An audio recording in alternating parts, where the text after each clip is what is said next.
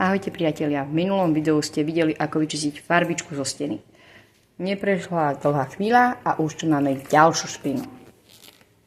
Takto krásne. Detské ručičky a to nám stačí iba saponát, húbka, klasická nariad a voda, to je jedno, či to je studená alebo teplá. Ako vidíte, domček ešte nie je dokončený a máme tu takéto krásne otlačky malinkých prštiekov. Úplne. A máme to blato, tehlu, čokoľvek, tak to len zotrieme. Nič ťažké. Ono to samo uschne, každopádne. Takže, čo poviete? Oplatí sa investovať do farby? Ja si myslím, že už XY krát sa mi to vyplatilo.